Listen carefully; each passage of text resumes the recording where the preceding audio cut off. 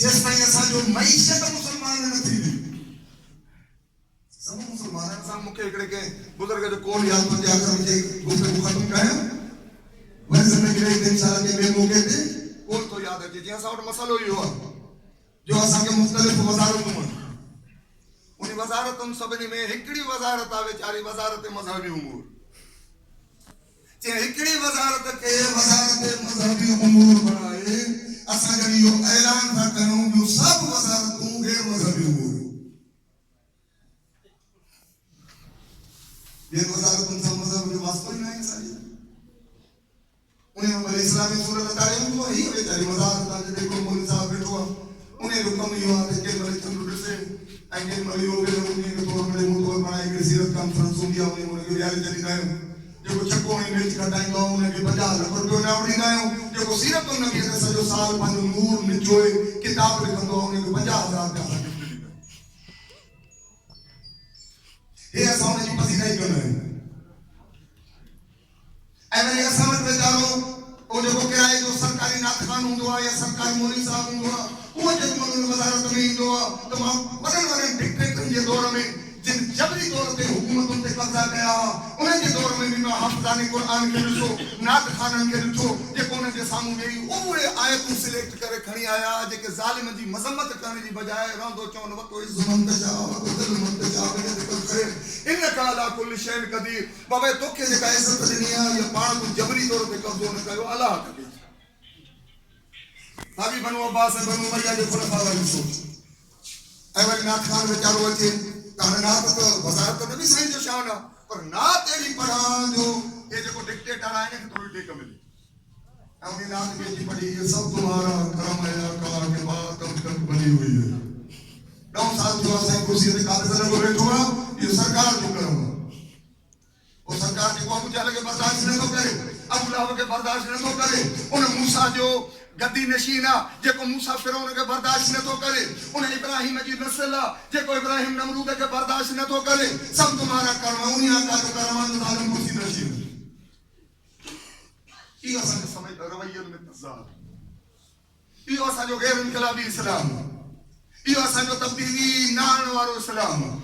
इहो असांजो अहिड़ो इस्लाम आहे जेको असांखे फ़क़ति दीन ते मजबूर थो करे त साल में हिकु उमिरो करे चऊं पर पैसा वधी वञनि पाड़े वारे जी मूंखे ख़बर कान्हे पंहिंजे घर वारनि जी बातुनि जी मूंखे ख़बर न आहे मां सभिनि खे जेको आहे सो हुकूक अदा कंदो थो वञा मां पंहिंजूं मुंहिंजूं ज़िमेवारियूं फ़राइज़ छा आहिनि असां रोज़ धरणा था ॾिसूं प्रेस क्लब जे ॿाहिरि मुंहिंजी इंक्रीमेंट बहाल कई वञे मूंखे पघार ॾिनी वञे मूंखे हे ॾिनो वञे हे ॾिनो काई अहिड़ी असां तंज़ीम ठाही आहे जेका हक़ वठण खां अॻु में असांखे फ़र्ज़ निभाइण सेखारे दीन मुस्तफ़ा में इंसान के भी हक जो हकदार तरी तो थे जॾहिं हिक में फर्ज़ पूरो करे जेसिताईं मां पंहिंजो फर्ज़ पूरो नथो कयां मूंखे हक़ घुरण जो कोई हक़ ई न आहे असां वटि काई तंज़ीम न आहे जेका असांखे फर्ज़ यादि करे असां वटि सभु तंज़ीमूं असां वटि सभु यूनियन्स जो मक़सदु इहो हूंदो आहे त बाबा ॾियो मां पढ़ायां न पढ़ायां मूंखे पघार ॾियो मां घणो ॻाल्हायोसि ऐं तव्हां वक़्त में जीअं बार बार अर्ज़ु कयां गुंजाइश न आहे कुझु ॻाल्हियूं हुयूं ज़हन में जेके तव्हांजी बारगाह में अर्ज़ु रखां बहरहाल इंशाअल्लाह एतिरो क़दुरु असांजे लाइ सरकार जी करामत आहे सरकार जी रहमत आहे जो असां गॾिजी विहूं था ऐं अहिड़े क़िस्म जूं ॻाल्हियूं कयूं बि था ॿुधूं बि था ऐं तव्हां सभिनी जी हिन में आमादगी हिन मुक़दस इदारे जी आमादगी अदालत खे क़ाइमु करण वारा अफ़राद जज साहिबान वकला बिरादरी ऐं ॿिया शहर जो कुझु मुअज़्ज़ज़ शख़्सियात असांजी कुझु न्याणियूं कुझु इंतज़ाम तशरीफ़ फरमायो इहो हिकिड़ो असांजे हिन समाज जी किरीम जे में अचो असां फ़क़ति मीलाद रुगो योमे मीलाद न बल्कि हिन सीरत नबी जे जलसे या योमे मीलाद खे सिंबल बणायो योमे क़ुरान हूंदो आहे योमे हुसैन हूंदो आहे योमे अली हूंदो आहे योमे मुस्तफ़ा ऐं मुर्तज़ा या कुझु अयाम असां मल्हाईंदा आहियूं मुस्लमान ॾाढे इश्क अक़ीदत ऐं मोहबत सां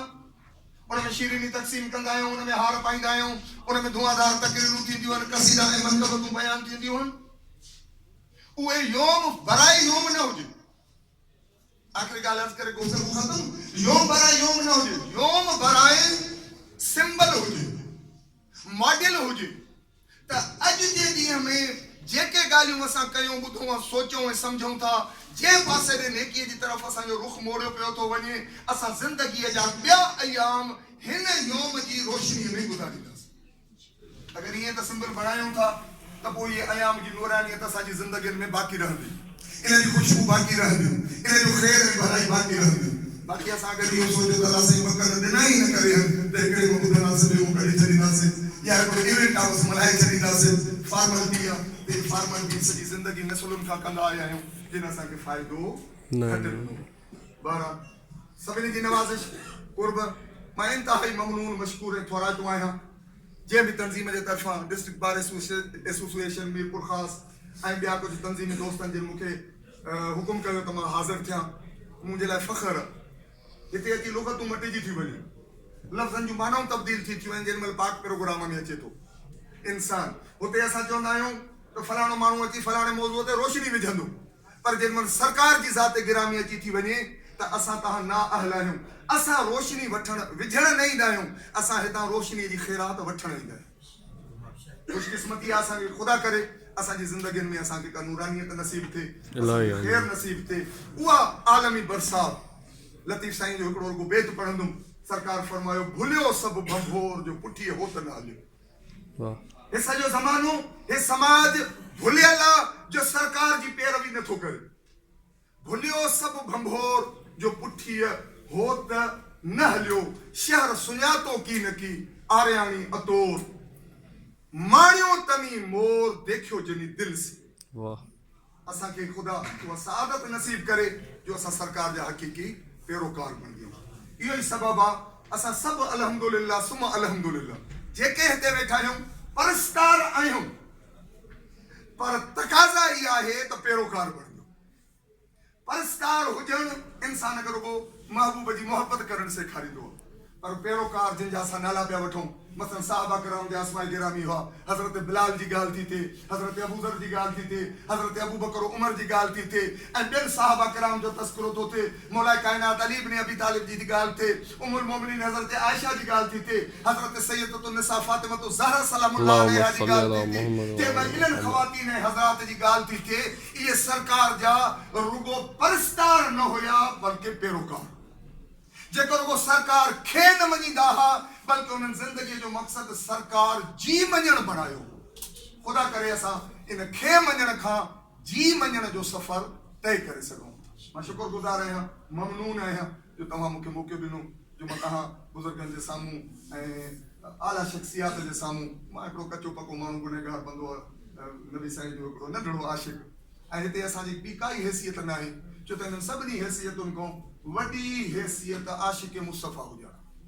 बेशक मुंहिंजे ख़्याल में जज जस्टिस हुजणु नंढी हैसियत आहे आशिक़ मुस्तफ़ा हुजणु वॾी हैसियत वकील हुजणु नंढी हैसियत आहे आशिक़ मुस्तफ़ा हुजणु वॾी हैसियत आहे कंहिंजो प्रोफेसर हुजणु नंढी हैसियत आहे आशिक़ मुस्तफ़ा हुजणु वॾी हैसियत आहे जंहिं बि पेशे सां वाबस्ता आहियूं जिथे बि आहियूं सचा आशिक़ बणियूं